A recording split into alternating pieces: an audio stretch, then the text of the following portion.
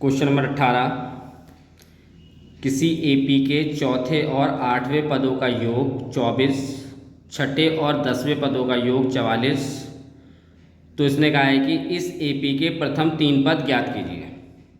ठीक है, तो प्रथम 3 पद निकालने के लिए आपको ए और डी यानी प्रथम पद और सारवंतर, प्रथम पद ए हो गया और सारवंतर डी हो गया, पहले ये निकालने पड़ेंगे।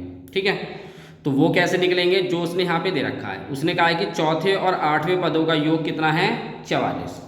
तो चौथा पद को कैसे लिखेंगे, A4, और आठवें पद को लिखेंगे A8, और ये कितना है, 24।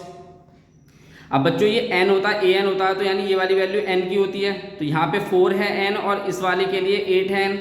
तो चलिए इनके फॉर्मूले खोल लेते हैं। तो ये कितना हो जाएगा, a प्लस n माइनस 1 यानी 4 माइनस 1 d, फिर प्लस के a प्लस 8 माइनस 1 d, और ये बराबर किसके हो जाएगा, 24 के। ठीक है, अब यहाँ पे कितना हो जाएगा, ये a plus 3d plus a, 8 में से आप 1 घटाएंगे कितना आएगा, 7d बराबर 24 हो गया। ठीक, अब a और a जुड़ जाएगा तो कितना हो जाएगा, 2a, 3 और 7 जुड़ जाएगा कितना होगा, 10d बराबर 24। ठीक, अब उसके बाद आप वैसे तो ये समीकरण 1 हो जाएगी, लेकिन अगर कुछ कॉमन आ सकता है तो कॉमन ले लेंगे। तो इन दोनों में से 2 कॉमन आ जाएगा, ये a है तो 2 कॉमन आएगा यहाँ से, तो यहाँ कितना बचेगा a, यहाँ कितना बचेगा 5d बराबर 24। अब जो ये कॉमन आया है ये इस तरह जाके इधर ले आएंगे, तो ये क्योंकि 24 को डिवाइड कर सकता है 2, तो इसलिए समीकरण को हम थोड़ी सी आसान बना लेंगे। 24 को 2 से कर देंगे भाग। ठीक है, तो ये हो जाएगा आपके पास a प्लस 5d बराबर 24 को 2 से भाग करेंगे तो ये हो जाएगा 12। ये हो गई आपकी पहली समीकरण। तो पहली समीकरण हो गई आपकी a प्लस 5d बराबर 12। अब ऐसे हम दूसरी समीकरण निकालेंगे दूसरी वाली कंडीशन से।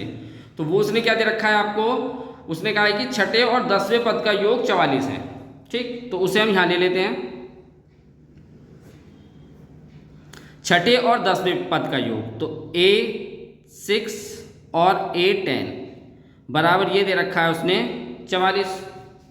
तो ये n है यहाँ पे 6 और यहाँ पे n है 10, तो a प्लस 6 माइनस 1d, यहाँ पे n 10 है तो a प्लस 10 माइनस 1d और बराबर कितना है 44। तो a 6 में से 1 घटाएंगे 5d आएगा, a ये वाला हो गया, 10 में से 1 घटाएंगे तो 9d आएगा बराबर 44। a और a को जोड़ देंगे 2a हो गया, 5 और 9 को जोड़ देंगे आप तो ये आपके पास कितना हो जाएगा 14d बराबर 44। ठीक है, अब यहाँ से भी कॉमन आ सकता है, कितना कॉमन आ सकता है 2, तो 2 कॉमन आ जाएगा, यहाँ कितना बचेगा a प्लस 7d बराबर 44। अब 2 डिवाइड कर देगा इधर जाके, तो a प्लस 7d बराबर हो जाएगा 44 को 2 से भाग कर देंगे तो ये आएगा आपके पास a प्लस 7d बराबर हो जाएगा 22। ये हो गई आपके पास दूसरी समीकरण। अब इन दोनों समीकरण को सॉल्व करके हल करके a और d की वैल्यू निकालेंगे पहले। तो हमें क्या करना है, समीकरण 2 में से समीकरण 1 को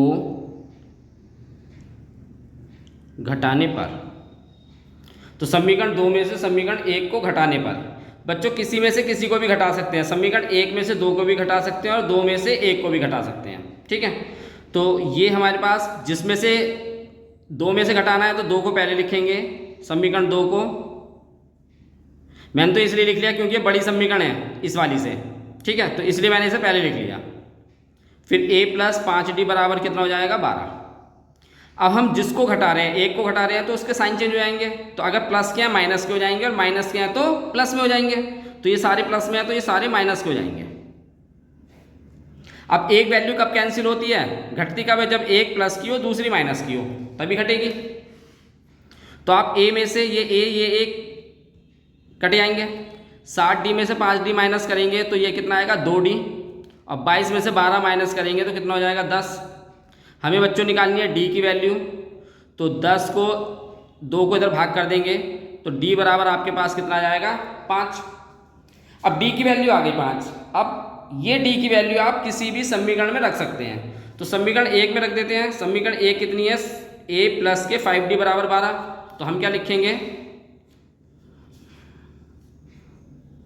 D बराबर 5 समीकरण 1 में रखने पर, तो समीकरण 1 थी आपके पास a प्लस के 5D बराबर 12, ठीक है।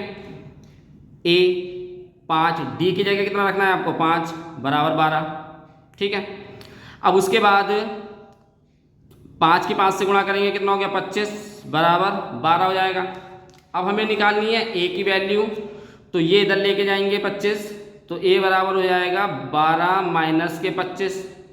तो आप क्या करेंगे, a बराबर हो जाएगा 12 में से 25 घटा देंगे तो आपके पास कितना आएगा माइनस के 13। ये वैल्यू आ गई आपकी किसकी, a की। अब उसने कहा है कि प्रथम 3 पद बताने हैं आपको, ठीक है। चलिए वो भी बता देते हैं। तो आपके पास a बराबर कितना आ चुका है माइनस के 13, d बराबर आ चुका है 5, तो प्रथम 3 पद पूछ रहा है वो, तो आपको लिखना है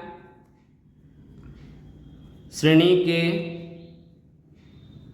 प्रथम 3 पद क्या क्या होंगे, a प्लस d और a प्लस 2d। a कितना है माइनस के 13, a प्लस d तो यानी कि माइनस के 13 प्लस d कितना है 5। फिर उसके बाद a प्लस 2d माइनस के 13 प्लस 2 गुणा में 5, तो ये कितना हो जाएगा माइनस के 13। अब प्लस का 5 है, 5 में से 13 घटाएंगे तो कितना आएगा माइनस के 8। ये कितना हो गया 5 दूनी 10, 10 में से आप 13 घटाएंगे तो कितना आएगा माइनस के 3।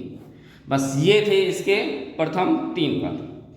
क्वेश्चन बच्चों सब्सक्राइब आप कमेंट करके जरूर बताएं क्वेश्चन में कि क्वेश्चन में कोई प्रॉब्लम होती है तो।